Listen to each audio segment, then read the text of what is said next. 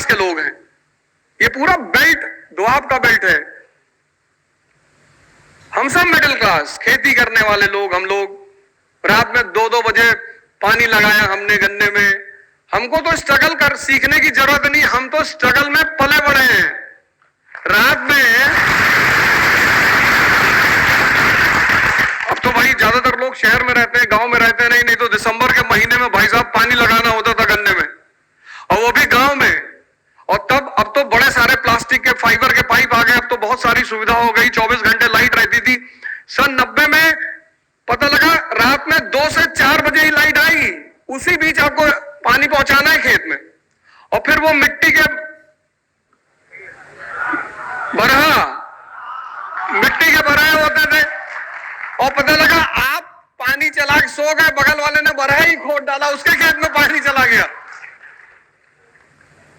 तो जो उन चुनौतियों से गुजरा है उसे संघर्ष सीखने की कोई जरूरत नहीं है। इसलिए जमीन युद्ध की जमीन है।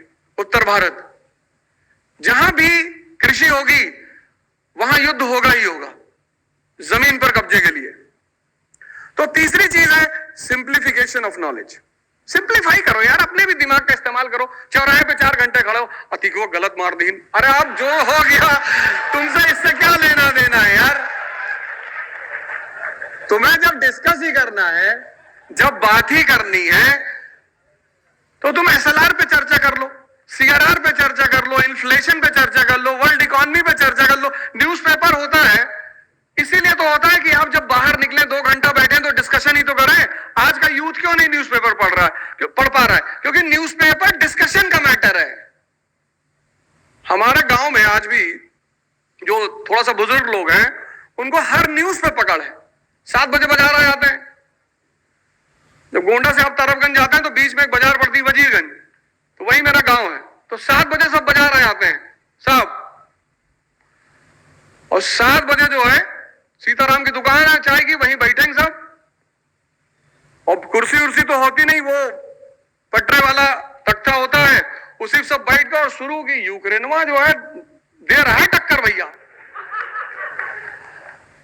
और उसी में उनका जितना अच्छा तैयार है उतना जो तैयारी करने वाले लोग हैं उनका नहीं तैयार है।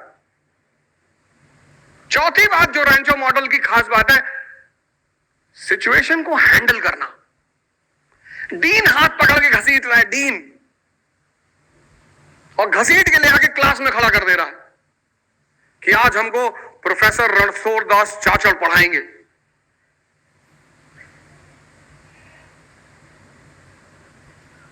पढ़ाते तो आप ही अच्छा है, कहता नो फिलॉसफी, पढ़ाओ। तो 2 शब्द लिखता है वो बोर्ड में, फरहान नाइट्रेट एंड राजुलाइजेशन। कहता ये दोनों शब्दों का मतलब बताओ। तुम देखो पूरी क्लास किताब पलट रही है, डीन भी पलट रहा है। इतना मरा हुआ दिमाग, पता नहीं किसने उसका नाम सहस्रबुद्धि रख दिया था। वो भी किताब पलट रहा है दोनों हाथ से, हाँ दोनों हाथ से किताब पलट रहा है। और चतुर्लिंगन जब अपने किताब में नहीं पाता तो बगल वाली की खींच लेता है। तुमने ये सब सीन बहुत गौर से नहीं देखी होगी। कभी आमिर खान साहब से मिलना तो हमारी तरफ से थैंक यू जरूर कहना। तुम्हारी पोस्टिंग होगी महाराष्ट्र कैडर में तो मुलाकात हो ही जाएगी, और हमसे तो कभी होगी नहीं, और होगी तो मैं बोलूंगा नहीं।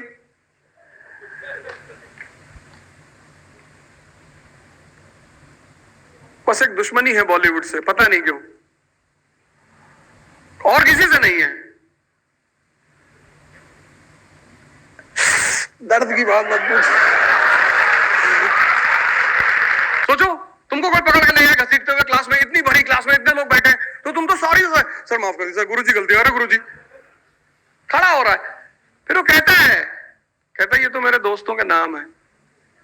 कम से कम एक बार गौर तो कर लिया होता कौन सा चैप्टर पढ़ रहे हैं। चैप्टर तो खोल लो कि सिर्फ अंडरलाइन किए जा रहे हो। एक भाई साहब एनसीईआरटी लेकर मेरे पास आए, उसमें कम से कम 1300-1400 पेन से पेंट कर रखे थे। हम क्या कितनी बार पढ़े? 25-30 बार पढ़े। 25-30? हमने कहा था पढ़ाओ कल से हमारे साथ, अब क्या, जब 30 बार पढ़ लिए, कहे नहीं हम आए हैं कि आप एक बार चेक कर लीजिए, हमारा परीक्षा ले लीजिए। हम भगवान है जो परीक्षा लेते हैं सबकी? नहीं नहीं कुछ पूछ लीजिए। हमने कहा सरंजामी व्यवस्था क्या है? सरंजामी नहीं, इस चैप्टर में नहीं है। हम क्या पंचायत सीरीज देखे हो? हाँ, हमको विधायक बोला था ना कि उल्टा लटका देते इसको, अभी इससे तुमको लटकाएंगे अभी।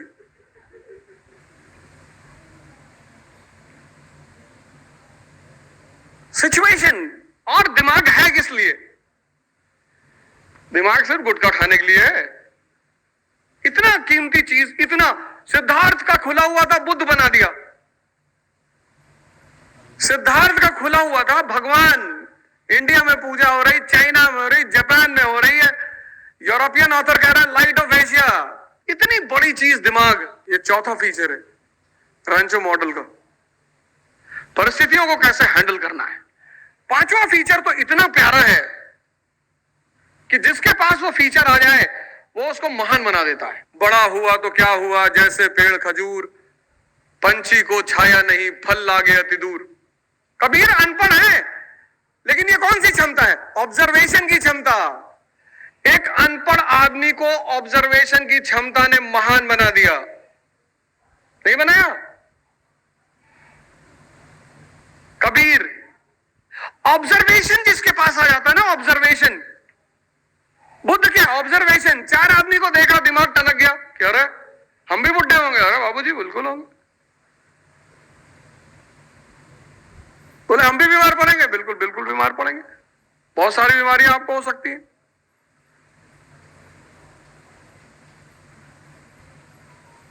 सखंडानंद कहता है कि समाज में कई तरह के पतन हो रहे हैं, उसको भी बीमारी है। तो बोले साहब बीमारी तो आपको भी हो सकती है। बोले हम भी मरेंगे? बोले मर तो कबीर को छोड़ के हर आदमी मरेगा। कबीर ने कहा था हम न मरब मरिए संसारा। बोले ये सन्यासी, बोले ये सबके ऊपर जा चुका। बोले बस मुझे यही बनना है, ऑब्जर्वेशन।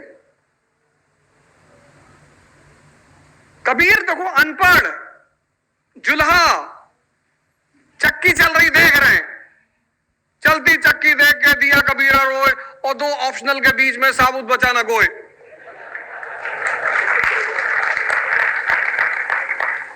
कि सर ज्योग्राफी हमको बहुत अच्छी लगती है, लेकिन बबलू भैया एंथ्रो से क्वालिफाई किए हैं, तो एंथ्रो ले लो। मन नहीं करता पढ़ने का, तो ज्योग्राफी रख लो, सिलेबस बहुत वास्ट है। तुम कामसूत्र रख लो, ऐसा करो तुम जो है एक ऐसी किताब, एक ऐसा ऑप्शनल रख लो। अरे जाहिल,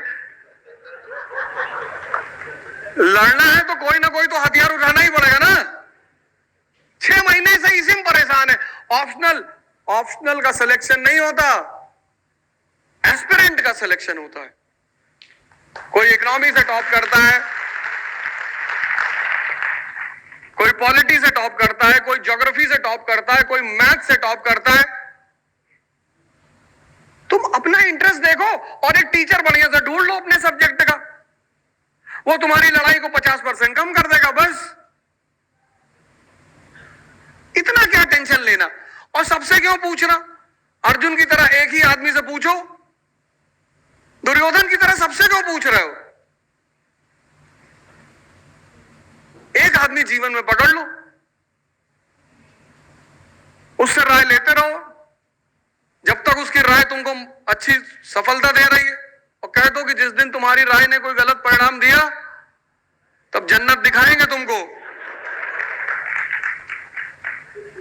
जन्नत मतलब घुमा भी सकते हो, लंदन भी ले जा सकते हो, अमेरिका भी ले जा सकते हो। ऑब्जर्वेशन देखो, उस आदमी को एक अनजान शादी में घुस रहा, अनजान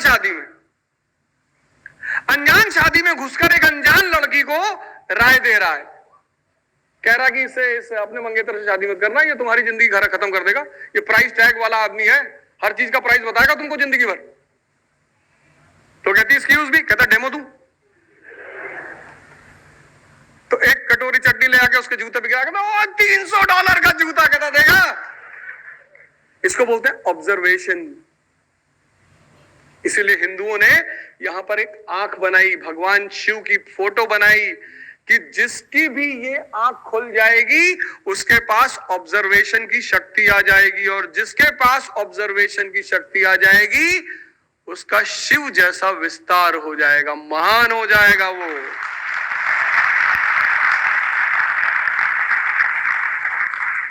इसलिए हिंदुओं ने उसी को ध्यान में रखकर यहां पर चंदन लगाना शुरू किया कि ऑब्जर्वेशन क्षमता को बढ़ाना है। और तुम अगर रैंचो मॉडल पे चलते हो तो इंटरव्यू की चिंता ही नहीं करनी है। और लेडी आगे वो कहती है कि आप प्लीज मेरे पापा को समझा देंगे, आप डेमो बहुत अच्छा देते हैं। कहता हाँ, कहां है तुम्हारा पापा? कहता आपके पीछे खड़े हैं। टर्न होता देखता उसका डीन। अब देखो इंटरव्यू कैसे दिया जाता है, कैसे इंटरव्यू फेस किया जाता है। अब तुम्हारे सामने तुम्हारा डीन, सीनियर प्रोफेसर बैठा हुआ है, खड़ा हुआ है। फिर वो कहती कि हम तो लड़की वाले, हमने तो बुलाया नहीं, ये लड़के वालों की तरफ से आए होंगे। उसका जवाब देखो, कहता नहीं हम साइंस की तरफ से आए हैं। क्या जवाब है उसका? और सिर्फ आए नहीं है, न्योता भी लेके आए। कहता फरहान लिफाफा दे दे। फरहान लिफाफा दे रहा है, लड़की लिफाफा फाड़ के देख रही है, उसमें पैसा ही नहीं है। फरहान से नहीं पूछ रहा है, राजू से पूछ रहा है, तूने पैसे नहीं डाले? इसको कहते हैं स्पॉट मैनेजमेंट। घबराना थोड़ी है कि अंकल जी गलती हो गई। वो दोनों देखो, फरहान और राजू, बाद में डीन से जाके कहते हैं हम आपके प्लेट का पैसा दे देंगे। कहा दे देंगे? जब हम साइंस की तरफ से आए तो तुम्हारे नाम पे इन्वर्टर बना रहे हैं।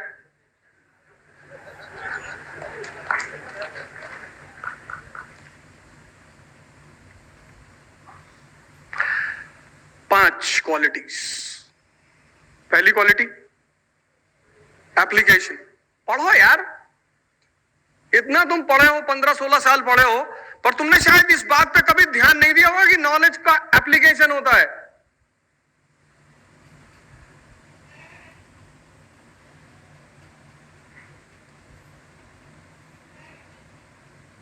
शिक्षा है किस लिए? अप्लाई करने के लिए। एक नमक 10 रुपए का घर में लाते हो तो उसको यूजफुल है इसलिए लाते हो। कोई फर्जी चीज कभी, फर्जी चीज सिर्फ जिनके पास ज्यादा पैसा है वो खरीदते हैं, अमीर लोग नहीं। अमीर का मतलब ज्यादा पैसा होना नहीं, अमीर का मतलब ज्यादा साहस होना, ज्यादा समझ होना, ये है अमीरी। तुम ये जो देखते हो कि इनकी बहुत 50,000 का जूता पहने होंगे, मूड में आएगा उतरवा लेंगे।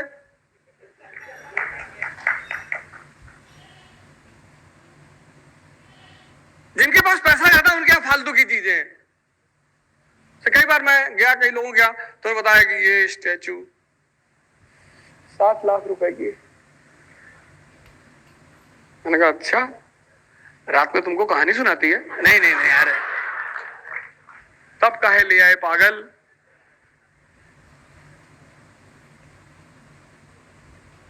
नहीं नहीं, तब इसको काहे ले आए?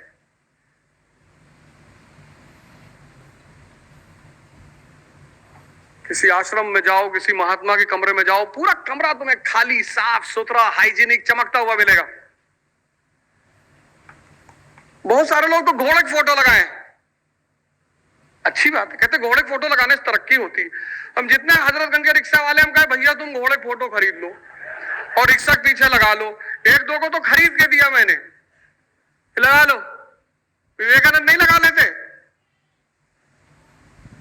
ये महासमर है, यहां मरना पड़ता है, वो चाहे भगवान राम हो चाहे भगवान कृष्ण हो, यहां सबको युद्ध करना पड़ता है। यहां किसी की फोटो लगाने से कुछ नहीं होता।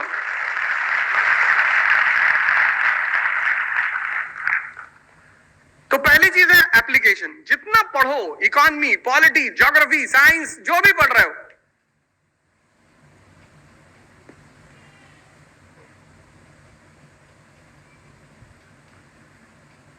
उसका एक एप्लीकेशन है, उसका एक इस्तेमाल है। डे प्रेडे में हर दिन रात में दही खाने से मना करते हैं, रात में खीरा खाने से मना करते हैं, वो भी तो साइंस ही है ना। भाई जितनी चीजें ठंडी होती है, रात में आपका टेम्परेचर बॉडी का डिक्लाइन करता है। टेम्परेचर क्या करता है? हाई से लो की तरफ मूव करता है ना, यही तो टेम्परेचर का नियम है। और ठंडक, दिसंबर की ठंडक, माइनस टेम्परेचर बाहर चल रहा है, -4, और -4 टेम्परेचर में वो -4 जो टेम्परेचर है वो आपके शरीर के टेम्परेचर को बाहर खींच रहा है। उसी में आपने दही खा ली, पता लगा रात में निकल गए।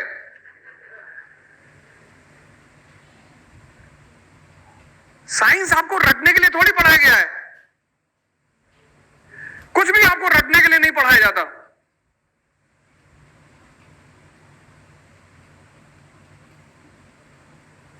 कुछ भी आपको रटने के लिए नहीं पढ़ाया जाता। अशोक पढ़ाया गया, अशोक महान, यह विभिन्नतावादी देश। तभी तो मैं जय हिंद का नारा लगाता हूं, क्योंकि जय हिंद के नारे में सब हैं। जय श्री राम भी है, अल्लाह अकबर भी है, जीसस भी है। ये देश किसी एक आदमी ने नहीं बनाया, ये देश सबने मिलकर बनाया।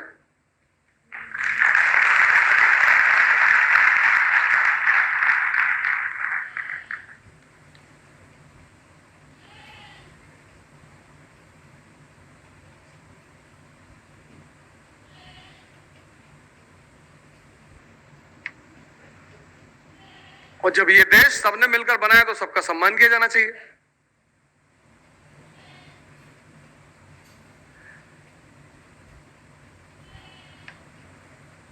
तो सीरियस होने की बात नहीं है, आराम से रहा करो, relax.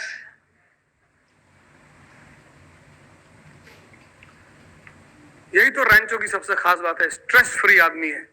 All is well, all is well, all is well. क्या डीन की मुझे सेव करा देता है वो आदमी।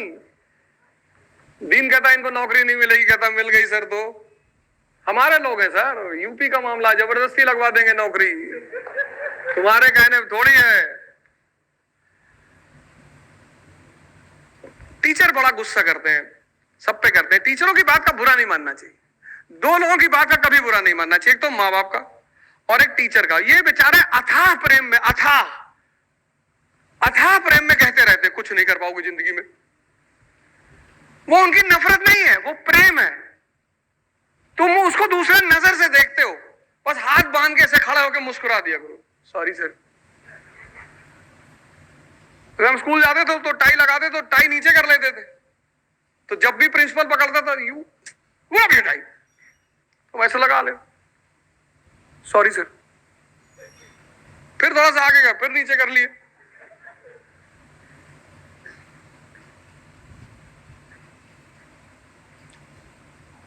माँ बाप का तो बिल्कुल नहीं मानना चाहिए, क्योंकि भगवान न करे तुम कभी फंसो, लेकिन अगर फंसे तो सिर्फ माँ बाप को छोड़कर कोई जीवन में काम नहीं आएगा, कोई आएगा ही नहीं। व्यक्तिगत अनुभव है मेरा।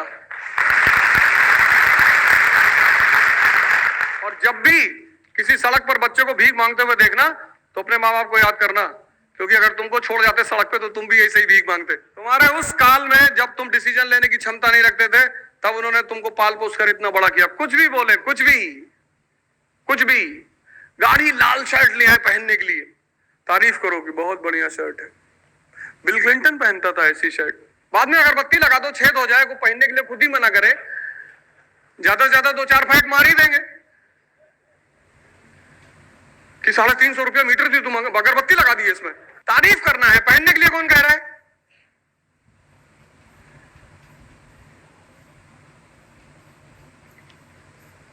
हमारे पिताजी 2-3 होली पहले कपड़ा लेकर आए तो कहा बहुत बढ़िया कुर्ता है। अच्छा, उसमें फूल पत्ती चिड़िया उड़िया बनी हुई कुर्ते पे। जब उन्होंने निकाल के दिखाया, अरे मैंने कहा गुरुजी शानदार कुर्ता, मैं ढूंढ रहा था 15-20 साल से। हमारी वाइफ ने कहा कि पहनोगे? हमने कहा हाँ, जिस दिन धंधा बदल लेंगे, जादू वादू दिखाएंगे, उसी दिन पहनेंगे, पता नहीं कब बदलना पड़े तब पहन लेंगे, रख लो। हमसे कहे पहन के दिखाओ।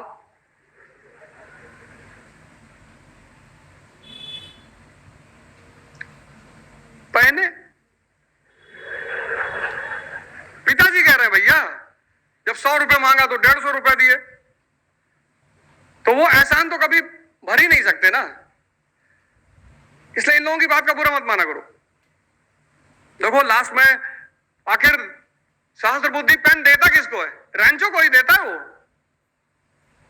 उसको पता होता है कि असली काबिल आदमी यही है, लेकिन ईगो। तो पहला काम तुम करो, एप्लीकेशन सीखो। अब आज घर पे जाके पढ़ना तो सिर्फ पढ़ना ही मत, सोचना भी, मनन करना, अपनी कहानी क्रिएट करना। दूसरा, क्वेश्चनिंग करो। तीसरा, सिंप्लीफाई करो। चौथा, सिचुएशन को हैंडल करना सीखो। और पांचवा, अपनी ऑब्जर्वेशन बढ़ाओ। और अगर ये 5 काम तुम कर ले गए तो 400 पेटेंट तो खैर बहुत दूर की बात है, आईएएस तो बन ही जाओगे। जिसके पास 400 पेटेंट है वो बहुत बड़ा दिमाग है। इसको बोलते हैं तैयारी, पढ़ाई नहीं, तैयारी। और तैयारी होती किसकी है? युद्ध की। युद्ध ही तो है। 10 लाख लोग हैं, 10,000 लोग प्रीलिम्स निकालेंगे। युद्ध ही तो है, एग्जामिनेशन ऑफ एलिमिनेशन। तो 6 मॉडल मैंने तुमको बताए। राजू मॉडल, जबरदस्ती, निराशा, परेशान। Farhan model, Guddu model, Munna Tripathi model. लेकिन तुम्हारे लिए कौन सा मॉडल है? रैंचो मॉडल। सवाल करना चाहते हो? अच्छा, वो जो सवाल तुमको हम कहते सुबह पूछने के लिए वही पूछना। Haran Mahadev. So my name is Shivam Prakash Dikshit. My question is, sir, I am a law graduate. I love to practice law and want to pursue career as a lawyer. But at the same time, I am also confused regarding UPSC. Is sir जो पढ़ आवाज नहीं आ रही यार तुम्हारी। Sir the problem is, मतलब जब एक बार पढ़ना स्टार्ट करता हूँ तो अच्छा लगने लगता है, मजा आने लगता है, एंड सर उसके आगे लगता है कि कैरियर इसमें बनाऊं। Sir by every passing second I feel like I am losing everything, but my question is how to know what you want in life, because time is money and I am losing due to confusion. ओहो दीक्षित साहब, money is the lowest thing in this world, time is god. Money तो तुम दोबारा कमा लोगे, समय दोबारा नहीं कमा पाओगे। समय बहुत कीमती चीज है। दोबारा ये मत कहना time is money, time is God. वो जब बचपन में क्लास 6 में बारिश होती थी और पानी में कूदते थे, वो समय दोबारा ला सकते हो? नहीं ला पाओगे। लॉयर बनो, लॉयर। जेठमलानी, सीआर दास, मोतीलाल नेहरू, लॉयर। देखो पढ़ना एक शौक है, अच्छी बात है। वही अभी अभी इसी बात पे तुम्हें बात कर रहा था। सब आदमी आईएएस नहीं बनेगा, और जरूरत भी क्या है यार? कोई जरूरत है? लेकिन एक बात मैं कहूंगा कि एक बार, क्योंकि इस देश में ह्यूमैनिटीज पढ़ाई नहीं जाती, 10th के बाद 10th तक तुमको वैसे ही कह दिया गया था कि अरे ह्यूमैनिटीज की कोई जरूरत नहीं, हिस्ट्री पढ़ के कोई राजा नहीं हुआ। तो साइंस ही पढ़ के कितने प्रधानमंत्री बन गए आजादी से लेके आज तक?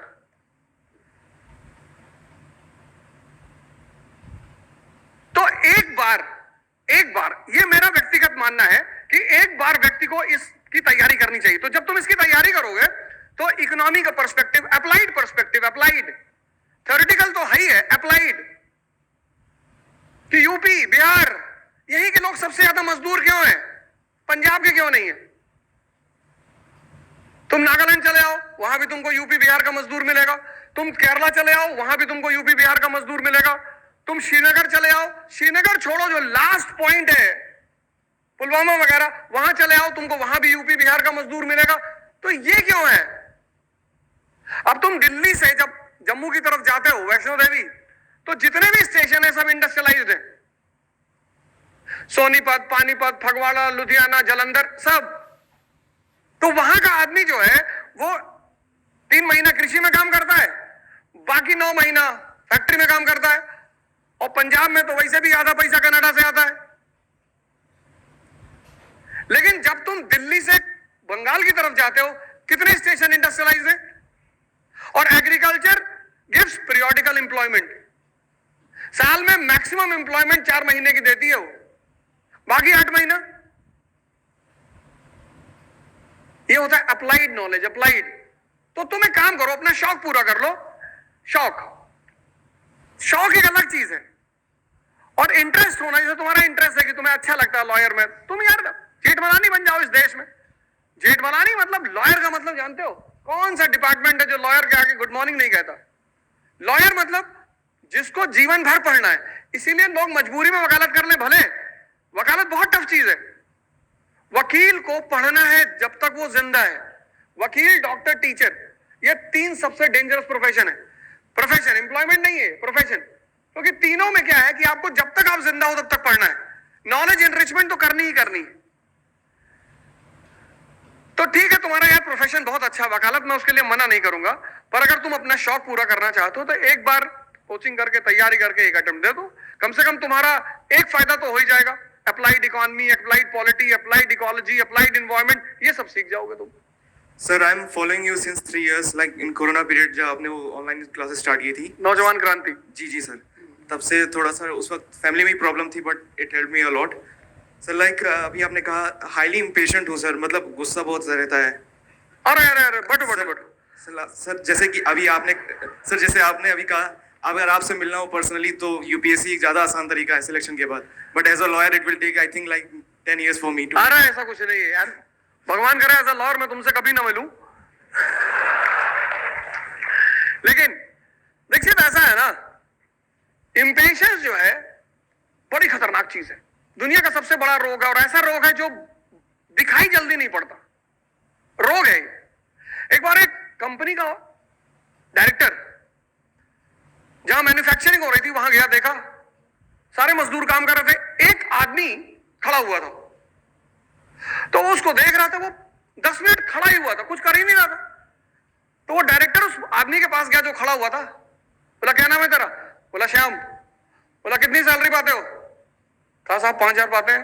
तुरंत 15,000 रुपए जेब से निकाला, उसको दिया, कहा ये लो सैलरी और निकलो यहां से, भागो। चला गया, 3 महीने की सैलरी पाया, चला गया। तो उस डायरेक्टर ने जाके एक दूसरे मजदूर से जो काम कर रहा था उससे पूछा कि ये कौन था, ये कौन, क्या काम करता था लड़का? बोले साहब काम वाम नहीं करता था, ये पिज्जा डिलीवरी वाला लड़का था, पिज्जा देने आया था सर। देखो इम्पेशंस में 15,000 रुपए चले गए। पूछ तो लेते। क्रोध, इम्पेशंस। अब तुम 10 मिनट से देख रहे थे एक आदमी खड़ा है और गुस्से में तुम चले गए। तुमने ये भी नहीं पूछा कि तुम हो कौन, तुम इस कंपनी में क्या काम करते हो। तो दुर्योधन सिंड्रोम जो है वो बहुत गंदा सिंड्रोम है। क्रोध, हमको देखो कितना ट्रोल करते, कितना गाली देते। ये अभी कल परसों तो एक वीडियो मेरी वो चला रहे थे औरंगजेब वाली। एक मेरे दोस्त बचपन के फोन आया, तू औरंगजेब वो कहा इतना तारीफ कर तू। अरे हम कहें चाचा हम जेल मेहता से पढ़े हैं और तुम व्हाट्सएप यूनिवर्सिटीज पढ़े हो।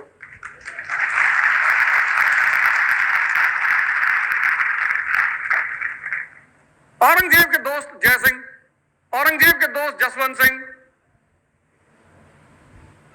इसको खत्म करो। अखंडानंद की तरह देखो उसकी पर्सनालिटी, मुस्कुराता हुआ आदमी। देखो जब ललित को मार रहा है, शांत, कूल, काम, क्वाइट। यहां जीतेगा वही जो शांत है, क्योंकि जब तुम शांत होते हो तो पूरी परिस्थिति का आकलन होता है तुमको।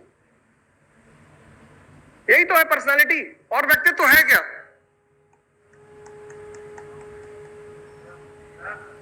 एक मिनट मैं बताता हूं तुम्हें। इनको तो भाई माइक आ गए हैं, वही वाला क्वेश्चन पूछना। देखो मैंने तुमसे कहा, एक्चुअली मैं एक बार सेमिनार ले रहा था बनारस में, तो एक साहब ने हमसे कहा कि तुम लड़कों को पैसा दे के और क्वेश्चन लिख के बैठाते हो। तुमने कहा हाँ यार ये बात तो सही, पर तुमको पता कैसे चली? जितने इल्जाम मेरे ऊपर लगते हैं वो सब सही है। ना तो मुझे किसी को डिफेंड करना है, ना मुझे किसी को जवाब देना है। और वही तुम भी करो, अपना दिमाग किसी पे मत लगाओ। जब तुम आगे बढ़ोगे तुम पे हमला होंगे, वो नियम है। ग्रोथ और चैलेंज पैरेलल चलते हैं। ज्यादा पढ़ने लगोगे लोग मजाक उड़ाने लगेंगे, नहीं पढ़ोगे लोग मजाक उड़ाने लगेंगे। तुम कुछ अच्छा करके तो देखो।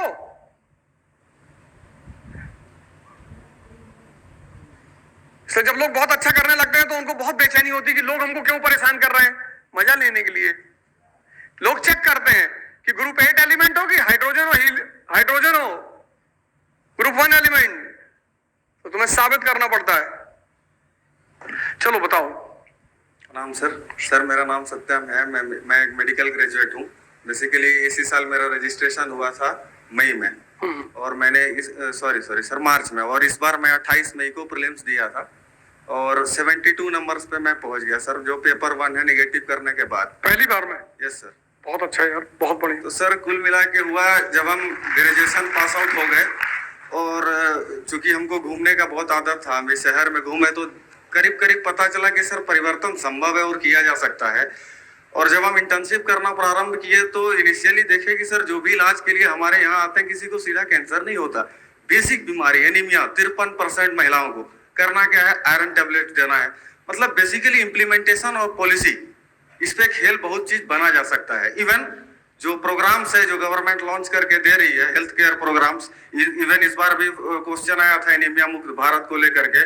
डिस्पाइट इतना पैसा बर्बाद होता है सरकार का, कुछ वैक्सीन बर्बाद होती है, लेकिन चूंकि प्रिवेंशन हम कर पाए एक भी लोग को तो जान बचाया जा सकता है। और इंडिया उस हालत में अभी भी नहीं है कि हम इतना पैसा लगा पाए इलाज के लिए, तो हम प्रिवेंशन पे काम करना चाहते हैं। सर हम चीज समझे, और इंडियन एक्सप्रेस चूंकि आपका हम देखे, और मैं आपको फॉलो बहुत टाइम से करता हूं सर, और मैं आज 30 किलोमीटर से आया हूं सुबह ही सर। और क्या बात है। और एक लाइन आपका मैं याद रहा सर, मैं कोई बहुत सक्सेस नहीं किया, और हमारे पिताजी से एक बात का द्वंद्व रहता था कि हमारे पिताजी हैं अफसर हैं अधिकारी हैं, तो हमें लगता था कि यदि हम उस जगह पे बैठ गए तो हमारे दोस्त के पिताजी करोड़ों बना लिए, तो हमें लगता था कि यार हमारे पिताजी इस तरीका क्यों नहीं करते। तो जैसे तैसे करके, लेकिन आपका मैं जब पढ़ा समझा तो आप एक चीज बढ़िया कर गए सर। मैं थोड़ा डिप्रेस था अपने मूड को लेकर के, क्योंकि पैदल घूमना, और एक हो जाता है कि जब पास कर तो हमको थोड़ा आराम मिलना चाहिए ऐसे, मतलब कि अब हम भाई धूला में नहीं चलेंगे, कम से कम ना तो ओला हो जाए, कुछ ऐसा व्यवस्था हो जाए कि आराम कम से कम लगे। फिर भी लेकिन वीडियो बोले कि sir prosperity can't survive with weakness. Correct. Weakness के साथ कभी ये सरवाइव नहीं कर पाएगा, यदि प्रोस्पेरिटी चाहिए।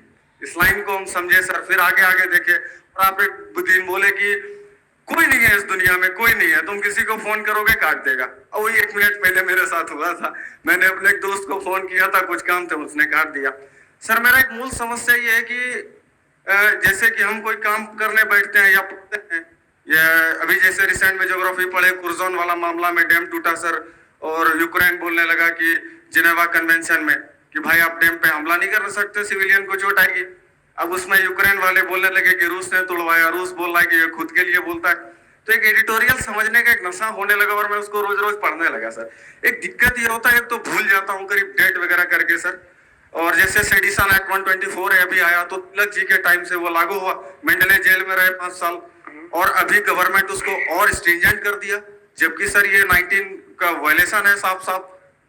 तो ऐसा पढ़ के, और एक जो मूलभूत जो मैं डिस्कस करना चाहता हूँ कि सर जो भी इस प्रोसेस में कहीं ना कहीं दिक्कत करता है, जैसे हम पढ़ रहे हैं, कोई घर में बीमार पड़ गया, अब सर इस मैच्योरिटी पे हम पहुंच नहीं पाएंगे, इसको हैंडल कैसे करें, हम छिन जाते हैं उधर।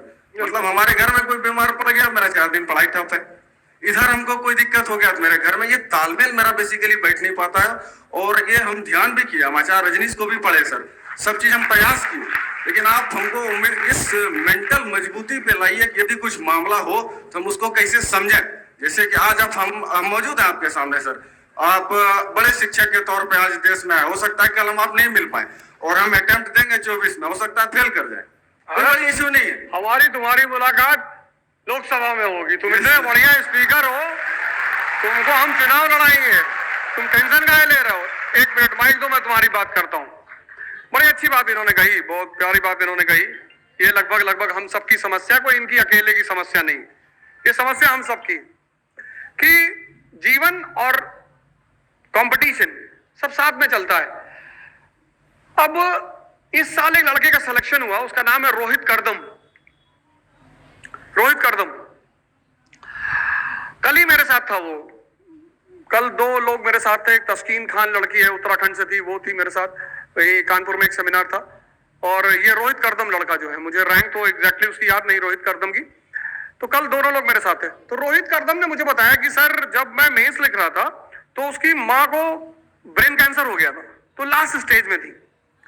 तो जब वो अब माँ है, पता है कि बस 10-12 दिन 15 दिन की बात और है, तो जाके वो कहे कि सर मेरा मन न माने और मैं जाके माँ के पास बैठ जाऊं। तो माता जी बोल तो नहीं पाती थी, पर हाथ से कहती थी कि जाओ।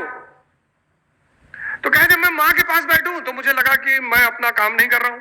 जब मैं पढ़ने बैठूं तो मुझे लगे कि मैं इतना स्वार्थी हूं कि मेरी माँ की डेथ हो रही है और मैं पढ़ाई कर रहा हूं। कितना बड़ा डिलेमा है। मैंने कहा फिर क्या किया तुम? कहा मैं एक बार आपको एक वीडियो सुना, तो उसमें आपने कहा कि रामचंद्र जी जा रहे थे जंगल और लोगों ने आके कहा कि भाई आपके पिताजी मृत्युशैया में पड़े हैं। तो राम तो भगवान थे ना, चाहते तो अपने पिताजी को बचा लेते। जितनी स्थितियां तुम्हारे हाथ में हैं उनको कंट्रोल करो, जो तुम्हारे हाथ में नहीं है उनमें सिर्फ प्रार्थना करो, कोई ऑप्शन ही नहीं है।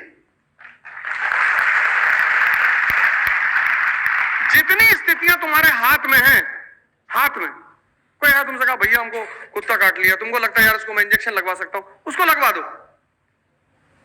कोई कह रहा भैया हमारे पास मकान नहीं है, कोई मकान बनवा देता, कहो मैं तुम्हारे लिए प्रार्थना करूंगा, तुम चिंता मत करो।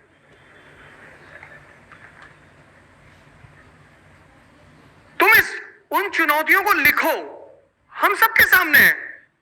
क्या मेरे सामने नहीं है? सबके सामने। यही तो जीवन है। जीवन में सिर्फ एक आदमी है जिसके पास चुनौती नहीं है, कम है, वो है चपरासी। सीजीएम का चपरासी, डीएम का चपरासी, एसएसपी का चपरासी, बाहर बैठा हुआ है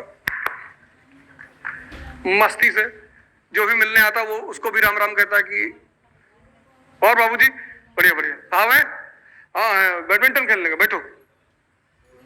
500 रुपए दिए। कहा नहीं बुलाते हैं, अभी तो बैडमिंटन खेल चुके हैं। उसको कोई चिंता नहीं है, कभी कोई जिम्मेदारी नहीं है। चिंता किसके पास है? जिसके पास जिम्मेदारी है, जिसके पास जिम्मेदारी। इसलिए तुम हायरार्की में, सर्विसेज में देखो, जितनी प्रधानमंत्री, उसके सामने कितनी चुनौती है। हर आदमी प्रधानमंत्री बनना चाहता है, लेकिन एक दिन अगर प्रधानमंत्री की चुनौती दे दी है ना, तो 90% लोग इस देश में हिंद महासागर में समाधि ले लें। क्योंकि जितना बड़ा पद उतनी बड़ी चुनौती। तो तुम्हें यह डिसाइड करना है सिर्फ कि किन चीजों में मुझे प्रार्थना करनी है। अब तुम्हारे मामा है, दुखी है कि तुम आईएएस क्यों दे रहे हो, उनके लिए प्रार्थना करो। हमसे बहुत लोग कहते हैं कि हमें रिश्तेदार परेशान करते हैं। कृष्ण के भी तो किए थे परेशान, वो उनका धर्म है। रामायण में लिखा है रिश्तेदारों के लिए कि वो रिश्तेदार ही क्या जो अपने रिश्तेदारों को चरस ना करे। ये हम सबका धर्म है। ये एक अघोषित धर्म है जिसका सबको पालन करना पड़ता है, सब करते हैं। यही इन्हीं चुनौतियों को निपट कर जो आगे पहुंच रहा है वही नायक है। नायक ऐसे थोड़ी बनते हैं। इन चुनौतियों से निपट कर सब जितने लड़के यहां बैठे, हम सब जितने लोग यहां बैठे, सबके पास चुनौतियां हैं। उन चुनौती, ये है व्यक्तित्व। इसीलिए मैं एक बात पर आपको हमेशा हाथ जोड़ता हूं कि मोटिवेशन एक नशा है, वो चढ़ेगा उतरेगा, और एक दिन ऐसा आएगा जब तुम मोटिवेशनल नशेड़ी हो जाओगे। जब बेचैन होगे YouTube खोल लोगे, ये फाड़ डालो, ये उखाड़ डालो, ये नचा डालो। तुम भी जोश में आके मोबाइलें पटक दोगे कि लाओ साले उखाड़ डाले, आज मोबाइलें नहीं रहेगा जीवन में, मोटिवेशन खत्म। तो मोटिवेशन क्या है? नशा है। मैं इस, ठीक है सुनो, अच्छा बोलते हैं लोग, भारत देश में बहुत अच्छे अच्छे स्पीकर हैं, बहुत अच्छा बोलते हैं, उनको भी सुनो। लेकिन परमानेंट शक्ति की व्यवस्था करो। जंगल में हाथी, गैंडा ये कभी डर के थोड़ी घूमते हैं, क्योंकि शक्ति है। जंगल में हिरन डर के घूमता है। तो जहां शक्ति है वहां उत्साह है। सवाल यह उठा कि शक्ति आएगी कैसे? ध्यान से, सदगुरु जी सांभवी करा रहे हैं, पंडित श्री रविशंकर है, सुदर्शन क्रिया करा रहे हैं, इतने संत इस भारत में पड़े हैं। कभी तुम्हें छुट्टी मिले यार, सक्तेशगढ़ चले जाओ, यही बगल में मिर्जापुर में स्वामी अड़गानंद महाराज का आश्रम है, वहां रहो ना, एक हफ्ता सेवा करके आओ। तुम सबका ड्रीम है कि छुट्टी मिल जाए तो गोवा चले आए। जब तुम्हारा संघर्ष का टाइम, भगवान राम को आश्रम में रहना पड़ा संघर्ष के समय में, क्योंकि आश्रम वो जगह है जो संघर्ष करने की क्षमता देता है। इसलिए तो भारत प्रसिद्ध है आश्रम व्यवस्था के लिए। ध्यान करोगे दिमाग मजबूत हो जाएगा, योग करोगे शरीर मजबूत हो जाएगा, और जब शरीर और दिमाग मजबूत हो गया उत्साह पैदा हो जाएगा। ये करना है, ठीक? तो तुम लोगों को जब भी मौका मिले, मतलब ये हाथ जोड़कर सब लोगों से निवेदन है कि आपको लोगों को जब भी मौका मिले, कोयंबटूर में सदगुरु का आश्रम है, यहां सक्तेशगढ़ में है, बरचर में है। भारत तो आश्रमों का ही देश है ना, और वहां जाइए, किसी का बेटा बन के मत जाइए। मेरे पापा डीजीपी है, तक डीजीपी है। सब संत महात्माओं की जगह मारते रात में डंडा 3 बजे उठा के, और सक्तेशगढ़ में तो महाराज जी सुनते ही नहीं किसी की। वहां तो 3 बजे जो सोता हुआ मिल गया, ऑपरेशन तुरंत चालू कि मारो इसको पटक के। तो तुम 21 दिन अगर किसी विपासना विपासना, मैं बार बार जिस सेमिनार में जाता हूं कहता हूं यार एक बार तो कम से कम जाओ, विपासना करके आओ, अपने मन को देखो। तुमको दिन भर बेवकूफ बनाता है, 4 बजे का अलार्म लगवाता है, सुबह 9 बजे उठाता है तुमको, फिर कहता है आज 14 घंटा पढ़ेंगे, फिर पता चला 1 घंटे बाद ले गया हजरतगंज चौराहा, 13 घंटे बाद वापस लाया, फिर रात में 11 बजे जलील कर रहा है कि तुम कुछ कर ही नहीं पाते हो, तुम आदमी ही ठीक नहीं हो। फिर अब उस जलालत को तुम कहां निकालोगे? तो पापा को फोन कर दोगे कि कहे थे 500 रुपया भिजवा, मेरा टेस्ट सीरीज चल रही है, तुम पैसा नहीं भेज रहे हो। ऐसे थोड़ा निकलता एग्जामिनेशन। तुम वो गुस्सा पापा पे निकाल दिए, पापा गली में कुत्ते को 2 डंडा मार दिए। ऐसे चेन रिएक्शन चलता रहता, हर आदमी एक दूसरे पे अपनी फ्रस्ट्रेशन निकाल रहा है। नो भाई, और एक आध लोगों को दे दो, ये इस लड़की को दे दो यार। हम 2-3 माइक इनको रखना चाहिए था। Good afternoon, sir. Good afternoon. My name is Aparna Srivastav. I am from Gonda.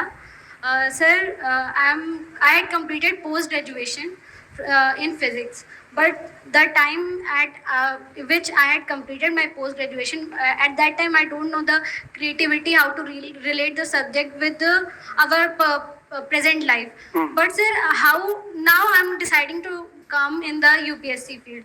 Sir, whether I should pursue the physics as an optional, I have completed my mathematical option, I can take it, but after seeing your video, sir, I'm seeing that I have getting interest in history itself just because of your teaching.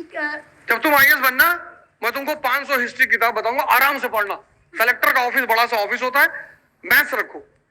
अगर maths में तुम्हारी command है, वो 29 rank जो लड़का है पौरुष सूद, हाँ yes. उसका मेरा ललन टॉप पे, हम साथ में मैथ्स का लड़का है, मैथ्स के नंबर बड़े अच्छे आते हैं। देखो, शौक सिलेक्शन के बाद पूरा कर लो। जैसे अभी वकील साहब कह रहे थे कि हम सोच रहे हैं एक बार दे दो एक बार, कोई दिक्कत नहीं है, लेकिन तुम मैथ्स ऑप्शन रखो, बिल्कुल रखो, प्यारा ऑप्शनल है, उसमें बहुत एनालिसिस नहीं करनी है। सर, इन केस अगर इंटरव्यू में पूछते हैं आपने फिजिक्स पोस्ट ग्रेजुएशन किया है सर, इंटरव्यू में तुमसे पूछेंगे गोंडा के बाहुबलियों का नाम बताओ, ओझा सर, तुमसे इतना सारे सवाल नहीं करेंगे। अच्छा, लखनऊ यूनिवर्सिटी में कितने लोग पढ़े हैं? हम भी, कौन कौन रहता है उसमें गोल्डन जुबली में? हॉस्टल बलरामपुर में रहते हो? मैं गोल्डन जुबली में रहता था 16 नंबर में। तो भैया लॉ का एग्जाम दे रहा था, एक कहानी सुना दूं, याद आ गई, लखनऊ में है तो।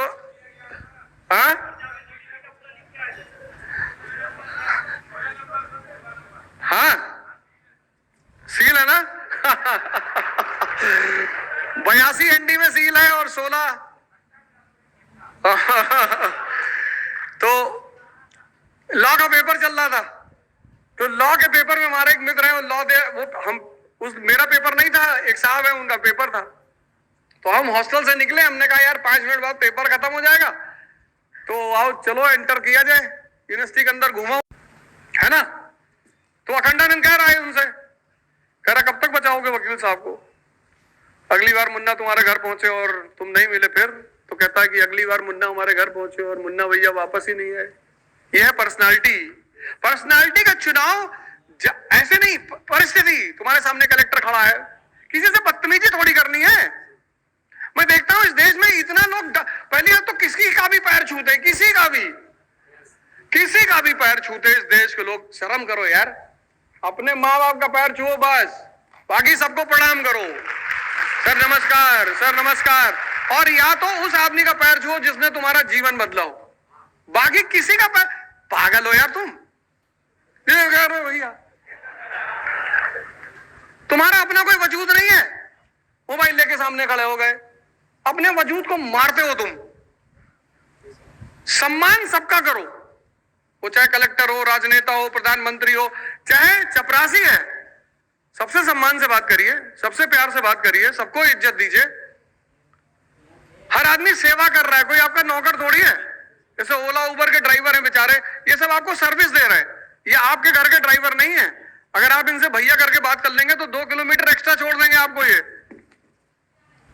तो पर्सनालिटी की जांच परिस्थिति पे, सामान्य किसी के सामने पहुंचो तो सामान्य तरीके से पहुंचो, आराम से कायदे से बात करो, तो धीरे धीरे वो जो एक दर्द होता है, इसीलिए हॉस्टल में रहना बड़ा जरूरी होता है। एक सवाल इनको और पूछो। हाँ बताओ सर। एनसीईआरटी कहते हैं उसके पढ़े बगैर हम अच्छे से क्वालिफाई नहीं कर सकते, तो सर एनसीईआरटी को हम क्या बेस देखकर, जैसे अपने आप को मुझे अगर नापना हो कि मुझे एनसीईआरटी पढ़नी क्यों चाहिए, तो क्या ऐसी चीज नॉलेज की देख के मुझे एनसीईआरटी पढ़नी चाहिए और कब तक पढ़नी चाहिए? नहीं, जैसा अभी कोट सर ने कहा था कि आप एनसीईआरटी पढ़िए, कोई बात नहीं पढ़ते तो आप अपने एजुकेटर से संबंध कर करिए। एनसीईआरटी क्यों पढ़ने पर हम सब जोर देते, मैं बता दूं उसकी वजह। भैया ये पूरा न्यूज़पेपर ह्यूमैनिटी के केंद्रित है। न्यूज़पेपर यानी पॉलिटी, न्यूज़पेपर यानी इकोनॉमी, न्यूज़पेपर यानी आईआर, न्यूज़पेपर यानी सोशल इश्यूज। न्यूज़पेपर क्या है? ह्यूमैनिटीज के विषयों का। और आपने 10th के बाद ह्यूमैनिटीज छोड़ दी, इसीलिए तो आज आप न्यूज़पेपर नहीं पढ़ पा रहे हैं। तो जब आप अपना बेसिक्स तैयार कर लेंगे, बेसिक्स, हिस्ट्री क्यों पढ़ना, पॉलिटी क्यों पढ़ना, ज्योग्राफी क्यों पढ़ना, जब आपको लैटिट्यूड पता नहीं और आप ओशन करंट पढ़ रहे हैं, आपको लैटिट्यूड पता नहीं, आप क्लाइमेट पढ़ रहे हैं, आपको समझ में आएगा? कभी नहीं आएगा। तो बेसिक्स मजबूत करिए। एनसीईआरटी आपको सिलेक्शन नहीं दिलाएगी, एनसीईआरटी आपके बेसिक्स को मजबूत करेगी और एडवांस्ड फेज को तैयार करने में आपकी मदद करेगी, इतना करेगी। Hello sir, good afternoon. My name is Palak, I am from Lucknow university. Sir मेरा क्वेश्चन ये है कि अभी करेंटली मैं